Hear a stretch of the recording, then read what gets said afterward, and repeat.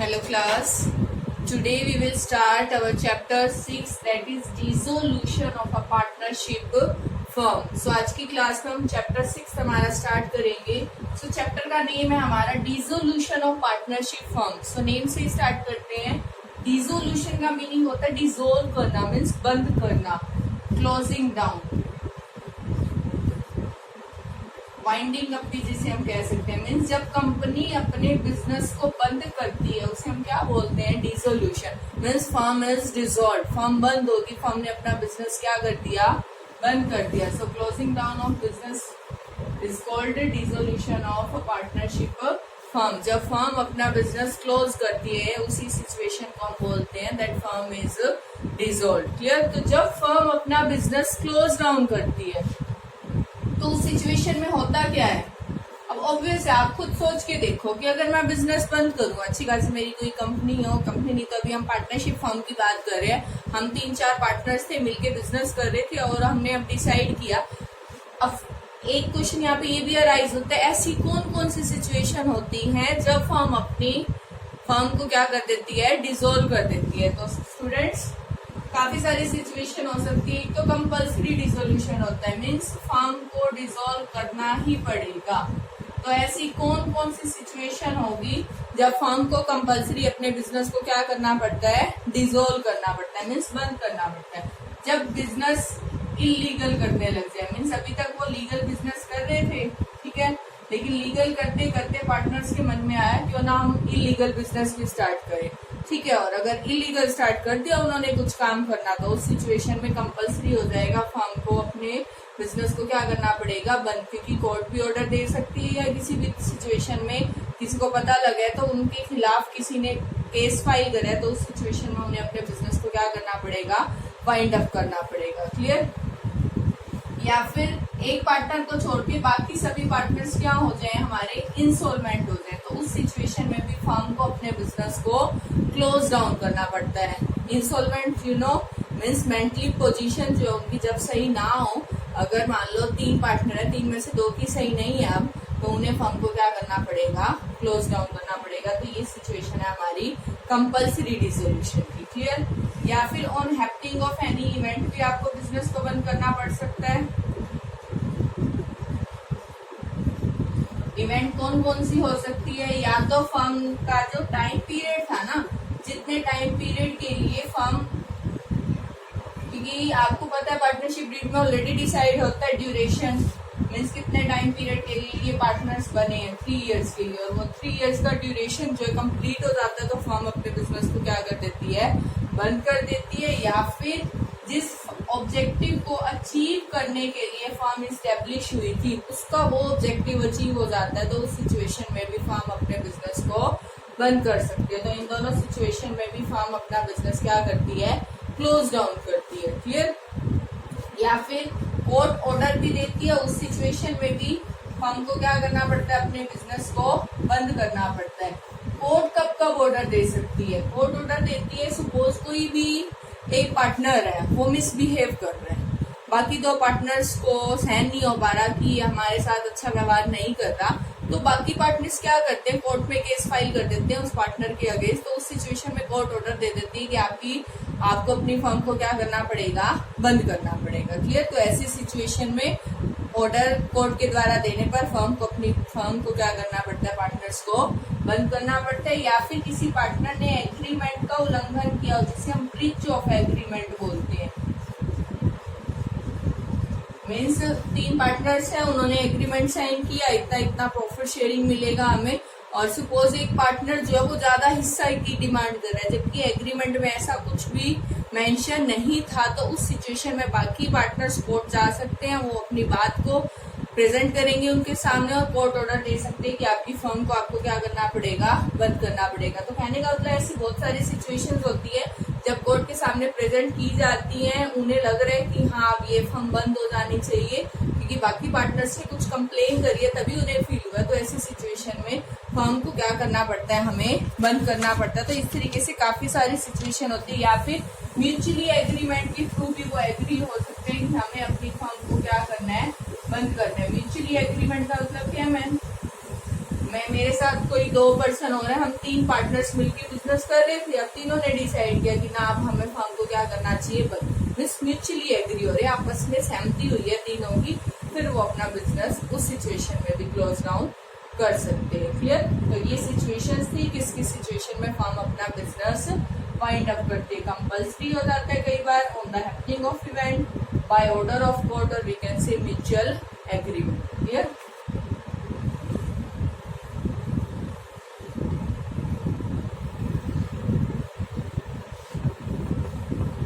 अब यहाँ पे एक टर्म है, ये तो है डिसोल्यूशन ऑफ पार्टनरशिप फर्म। एक और टर्म आती है हमारी dissolution of partnership. So what is the difference between these term? इसका तो मीनिंग क्लियर हो गया। जब फर्म अपना बिजनेस क्लोज डाउन करते हैं उसे हम क्या बोलते हैं? Dissolution of partnership firm. So what is dissolution of partnership? Dissolution of partnership means change in agreement. जैसा कि आपने प्रीवियस चैप्टर में किया, जब पार्टनर्स के बीच का प्रॉफिट शेयरिंग रेशियो चेंज आ रहा था, या कोई नया पार्टनर आ रहा था, या कोई पार्टनर रिटायर हो रहा था, या किसी पार्टनर की डेथ हो रही थी, तो उस सिचुएशन में क्या हो रहा था? पार्टनर्स का एग्रीमेंट चेंज हो रहा था और रिकंस्टिट्यूशन हो रहा था ना फर्म का। इसी सिचुएशन को ही हम क्या बोलते हैं? Dissolution of partnership. Clear? Means जब पार्टनर का पुराना एग्रीमेंट खत्म हो जाता है और उनके बीच में एक नया एग्रीमेंट बनता है, तो वो सिचुएशन तो क्या कहलाते हैं? Dissolution of partnership. लेकिन फर्म जब अपना बिजनेस बंद कर देती है तो उस सिचुएशन को बोलते हैं हम डिसोल्यूशन ऑफ पार्टनरशिप फर्म।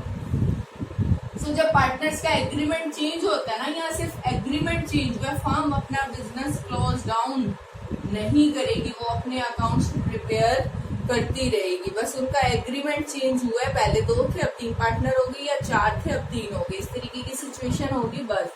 लेकिन यहाँ पर फर्म अपना बिजनेस क्लोज कर रही है, तो फर्म क्या करेगी? अपनी सारे अकाउंट्स क्लोज करेगी, अपनी एसेट्स को सेल करेगी। सेल करने से जितनी भी उन्हें अमाउंट रिसीव होगा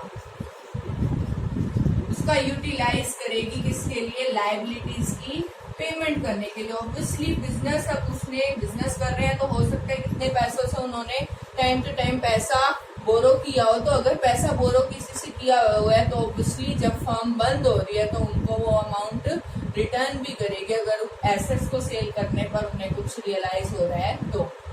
सो liabilities are paid out after assets sold. So पहला प्रोसीजर क्या है? कंपनी एसेट सेल करती है, सेल करने पर जो अमाउंट रिसीव होती है उससे किसकी पेमेंट की जाती है?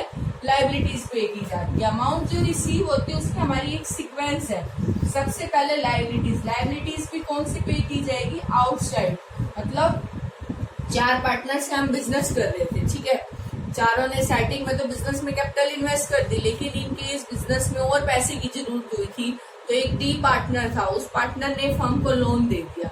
उस पार्टनर ने लोन दिया है ना, क्या ये इंटरनल लायबिलिटी है और आउटसाइड है? ऑब्वियसली ये इंटरनल है, क्योंकि फर्म के ही तो किसी पार्टनर ने उधार दिया ना फर्म को। लेकिन बाहर से अगर हमने मान लो डी की वाइफ से लोन लिया होता देन वो आउटसाइड लायबिलिटीज होती, क्योंकि डी की वाइफ जो है वो फर्म की पार्टनर नहीं है। लाइकवाइज हमने उधार पे सप्लायर से सामान परचेज किए जो कि हमारे क्रेडिटर्स हैं, वो भी हमारी आउटसाइड लायबिलिटीज होती है। बैंक बैलेंस आपने ज्यादा विड्रॉ कर लिया जिसे हम बैंक ओवरड्राफ्ट बोलते हैं, वो भी क्या है? हमारी आउटसाइड लायबिलिटी है। बिल पेबल्स जो होते हैं वो भी हमारी क्या है? आउटसाइड लायबिलिटीज है। तो इंटरनली पार्टनर से किसी से उधार ले रखा है तो उसकी हम बाद में पेमेंट करेंगे, उससे पहले किसकी फर्म पेमेंट करती है? आउटसाइड लायबिलिटीज जितनी भी उसकी बनती है उनकी पेमेंट की जाएगी। सो सीक्वेंस है इस पर। 1 नंबर का क्वेश्चन भी आता है हमारा कई बार की प्रोसीजर पूछ लिया जाता है, आपको ऑप्शंस मिलेंगे, पूछा जाएगा पहले किसे पेमेंट करते हैं, सेकंड किसे, और सीक्वेंस पूछ ली जाती है। तो सबसे पहले हम आउटसाइड लायबिलिटीज पे करते हैं, देन अगर किसी पार्टनर से आपने लोन ले रखा है तो फर्म उस पार्टनर के लोन की पेमेंट करेगी। क्लियर? फिर अगर ये पेमेंट हो गया, अमाउंट बच गया तो लोन की भी कर दी। अगर सिर्फ इतना ही पैसा था हमारे पास फिर तो सिर्फ इन्हीं की होगी, लेकिन अभी भी कंपनी के पास पैसे हैं तो कंपनी क्या करेगी? पार्टनर ने जो बिजनेस में कैपिटल इन्वेस्ट की थी ना वो उनको क्या कर दी जाएगी? रिफंड कर दी जाएगी। तो हम पार्टनर्स का कैपिटल अकाउंट बनाएंगे और उनको उनकी अमाउंट रिफंड कर देंगे। क्लियर? स्टिल कुछ बच जाता है तो पार्टनर्स में डिस्ट्रीब्यूट कर दिया जाएगा in their profit sharing ratio. मतलब सबको अमाउंट पे कर दी हमने, outside liabilities are also paid, partners loan amount also paid, and likewise partners capital balance were also refunded.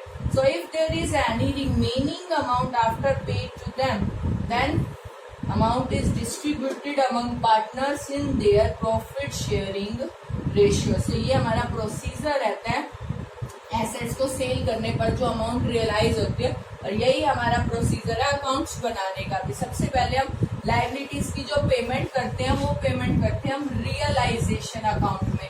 अब तक आप एक रीवैल्यूएशन अकाउंट बना रहे थे, अब हम बनाएंगे रियलाइजेशन अकाउंट, जिस अकाउंट में हम क्या करेंगे, एसेट्स को सेल भी करेंगे, उनसे जो अमाउंट मिलेगी उससे आउटसाइड लायबिलिटीज की क्या करेंगे, पेमेंट करेंगे। सो सबसे पहले हम रियलाइजेशन बनाएंगे, फिर हमें पार्टनर के लोन की पेमेंट करनी है, इसलिए हम क्या बनाएंगे, पार्टनर्स का loan account. And third account हमारा रहेगा पार्टनर्स की कैपिटल अकाउंट, जहां से पहले हम अकाउंट बना के ये पता लगाएंगे कि हमें पार्टनर्स को अमाउंट देनी कितनी है, फिर उनकी पेमेंट भी कर दी जाएगी उसी अकाउंट में। लास्ट जो फोर्थ अकाउंट हमारा बनता है वो बनता है कैश या फिर बैंक अकाउंट। ये 4 अकाउंट प्रिपेयर होते हैं हमारे इस चैप्टर में। क्लियर?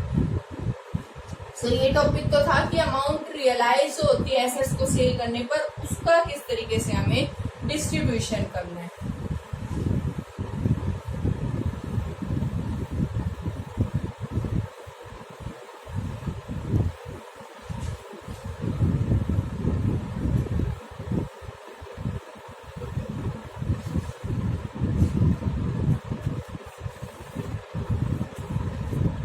नेक्स्ट टॉपिक है कि फर्म को अगर लॉस होता है, मीन्स फर्म बंद हो रही है ना, बंद हो रही है तो फर्म को हो सकता है फर्म लॉस में जा रही थी इसलिए भी बंद हो रही हो, तो जो जितना भी हमारा लॉस होता है उसको हम कहाँ से पूरा करते हैं। ठीक है, जितनी भी लॉस होगा फर्म को, तो फर्म उस लॉस को सबसे पहले पार्टनर से लेती है।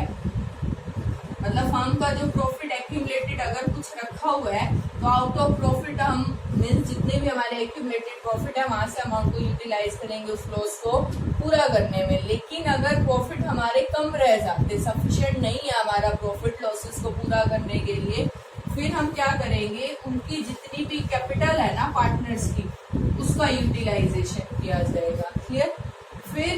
फिर भी अगर कमी रह जाती है तो पार्टनर से मंगाया जाएगा, क्योंकि देखो हमें पेमेंट तो करनी है, तो लॉस जितना भी है हमें वो पे तो करना पड़ेगा। उस लॉस को पूरा करने का ये हमारा प्रोसीजर है। जैसे अमाउंट रिसीव होती थी एसेट्स को सेल करने पर, उसका प्रोसीजर था, लाइकवाइज ये प्रोसीजर है कि फर्म को अगर लॉस है तो वो कैसे पूरा करती है, firstly out of profit, then out of capital, फिर भी कमी रह जाती है तो पार्टनर से उनके प्रॉफिट शेयरिंग रेशियो में अमाउंट मंगा ली जाती है। क्लियर? नेक्स्ट है टॉपिक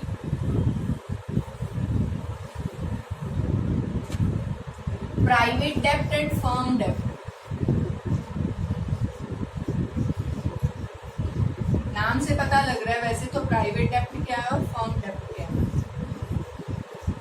फर्म डेप्ट मीन्स फर्म्स की जितनी भी लायबिलिटीज होंगी। क्लियर? और प्राइवेट डेप्ट मीन्स कोई भी जो पार्टनर है, ए पार्टनर है, बी पार्टनर है या सी पार्टनर है, उसने पर्सनली किसी से कोई उधार ले रखा है तो उसको वो पर्सनली ही पे करना, उसकी वो पर्सनल लायबिलिटी है, दैट इज हिज प्राइवेट डेप्ट। लेकिन फर्म डेप्ट का मतलब हम 3-4 पार्टनर्स थे, पार्टनर्स ने मिलकर किसी से उधार लिया था तो वो पूरी फर्म की रिस्पॉन्सिबिलिटी है। कहने का मतलब जितने भी पार्टनर्स है ना वो सारे रिस्पॉन्सिबल रहेंगे उस फर्म के डेप्ट को पूरा करने के लिए। लेकिन यहाँ पर किसी एक पार्टनर ने पर्सनली बोरो किया हुआ है किसी से पैसा, तो वो पार्टनर पर्सनली लायबल होगा, ना कि सभी पार्टनर लायबल होंगे। क्लियर? दो तो डिफरेंस ये हो गए। एक और डिफरेंस क्या होगा, अब आप सोचोगे कि क्या वो पार्टनर वो अपनी प्राइवेट प्रॉपर्टी का यूज कर सकता है फर्म के डेप्ट को पूरा करने के लिए। तो प्राइवेट प्रॉपर्टी से पहले वो क्या करेगा, अपने प्राइवेट डेप्ट की पेमेंट करेगा। ठीक है, सबसे पहले वो प्राइवेट डेप्ट पे करेगा, उसके बाद अगर उसकी फिर भी कुछ प्रॉपर्टी बच जाती है अपने प्राइवेट डेप्ट देने के बाद, देन वो उस प्राइवेट प्रॉपर्टी का यूज फर्म की डेप्ट में भी कर सकता है। मतलब जिसकी प्रॉपर्टी है वो पहले अपनी प्रॉपर्टी का यूज अपने डेप्ट को पूरा करने में करेगा, फिर भी कुछ पैसा बच जाता है तो फर्म के डेप्ट पूरा करने में वो कंट्रीब्यूट कर सकता है। लाइकवाइज फर्म की प्रॉपर्टी का यूज सबसे पहले तो किस चीज में किया जाएगा, फर्म के डेप्ट की पेमेंट में, क्लियर। और फिर भी अगर फर्म की प्रॉपर्टी बच जाती है तो उसकी प्रॉपर्टी का यूज प्राइवेट डेप्ट की पेमेंट में किया जा सकता है। तो कहने का मतलब अगर मेरी कोई प्रॉपर्टी है, मैंने किसी से उधार ली है, तो मैं पहले उस प्रॉपर्टी का यूज अपने डेप्ट को पूरा करने में करूंगी। मान लो मेरा घर है, मैं घर बेच के और 10 लाख का मैंने लोन लिया था उसकी पेमेंट कर दूं, और घर बिक है मान लो मेरा 12 लाख में, तो 12 लाख में से 10 लाख तो मैंने यूटिलाइज कर ली अपने लोन को पूरा करने में। फिर जो 2 लाख बच गए वो मैं फर्म को दे सकती हूँ कि फर्म आप अपना 2 लाख का डेप्ट मेरे ही पैसों से पूरा कर सकती हो। लाइकवाइज फर्म की प्रॉपर्टी है, वो अपनी प्रॉपर्टी का फर्स्टली यूज करेगी अपने फर्म के डेप्ट को पूरा करने में, फिर भी कुछ बच जाता है तो उसे प्राइवेट डेप्ट पूरा करेगी, क्लियर। सो कल हम इसका अकाउंटिंग ट्रीटमेंट करेंगे कि डिसोल्यूशन हो, ये तो था हमारा थ्योरेटिकल पोर्शन, और कल की क्लास में मैं आपको बताऊंगी अकाउंटिंग ट्रीटमेंट कैसा होगा हमारा डिसोल्यूशन ऑफ पार्टनरशिप फर्म के केस में। Till then thank you and have a nice day.